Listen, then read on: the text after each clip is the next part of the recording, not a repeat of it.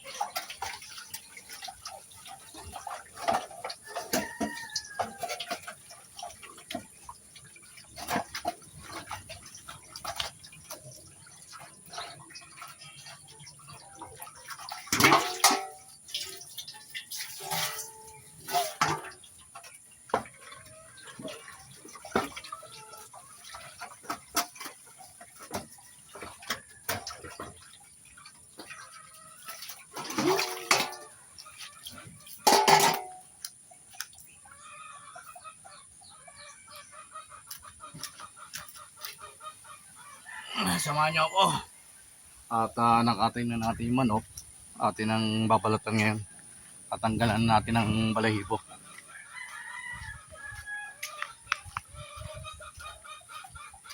Yan, dami natin walisin. No? Makikita nyo po, ang dami natin walisin. Pero hindi masisilaban dahil basa-basa pa. Yan.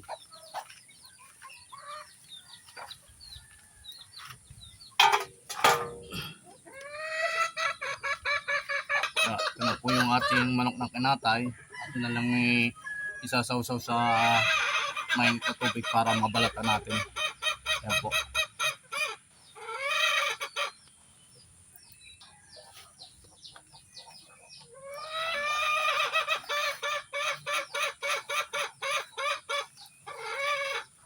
Tayo pamaypay.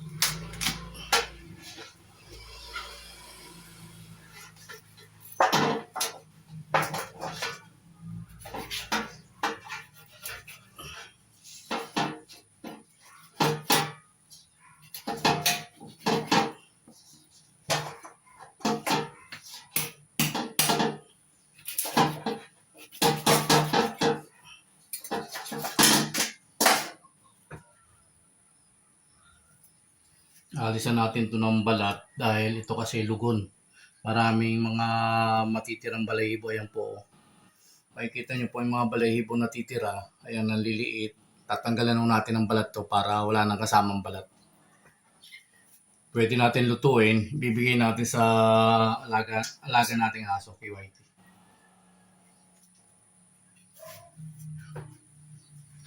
Kasama na tayo ng kutsilyo dahil medyo mapurol.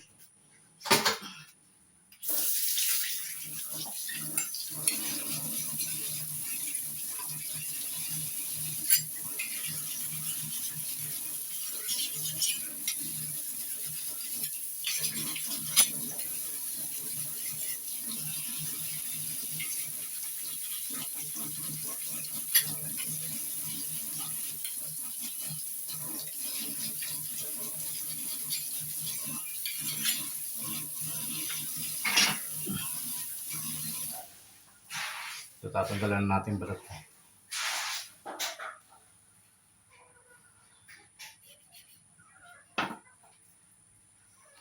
Para walang kasamang balahibo. Marami kasing balahibo matitira dahil lugon.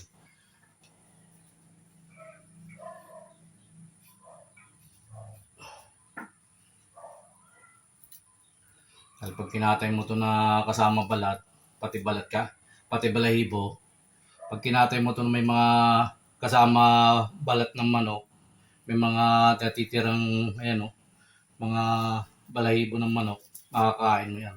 Kaya tatanggalin natin sa laman. Hindi naman tayo nagkakatay na tinatanggal natin ang balat. Ngayon tinanggal natin dahil mayroong mga natitirang balahibo.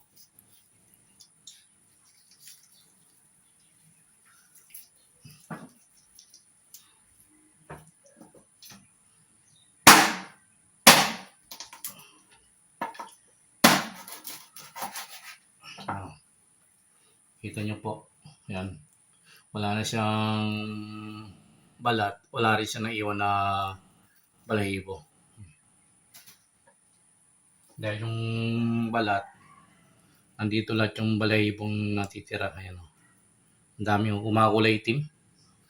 At kikita nyo po. Ayan po.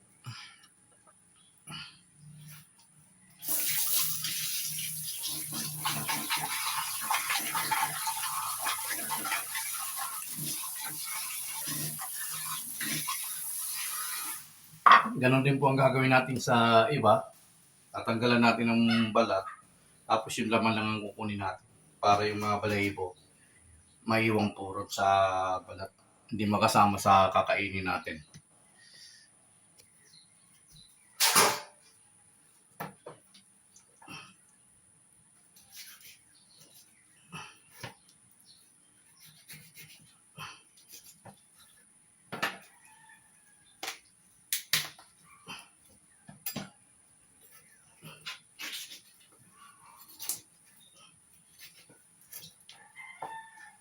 Ang luto nito, adoboy na lang sa tuyo na medyo mangang.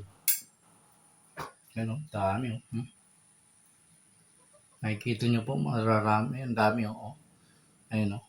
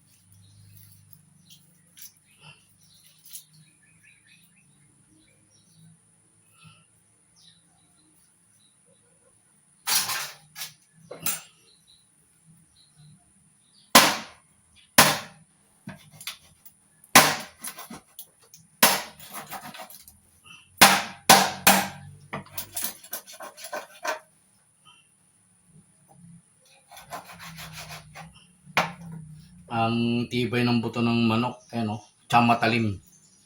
Kaya yung naalala ko yung nag-vlog na kumain ng, hindi man sa pag ano ha, yung kumain ng buto, pati manok ng lechon, tapos pati buto sinama niya. Kinain niya, pati buto, ayun. Dapat hindi ganun yung...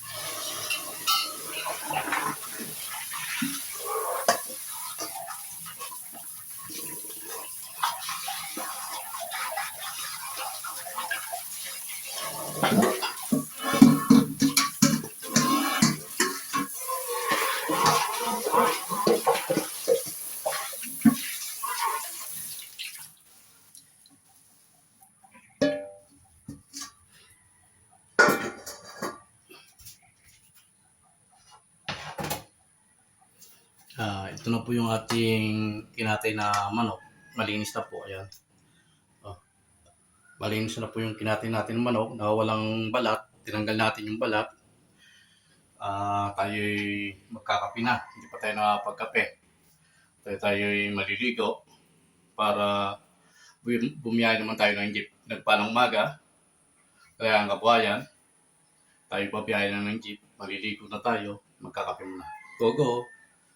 Please follow and share to my YouTube channel. Huwag po kayo magsawa manood mga vlog ko. Okay, like po, subscribe. Pakisuportahan niyo po ako. Go!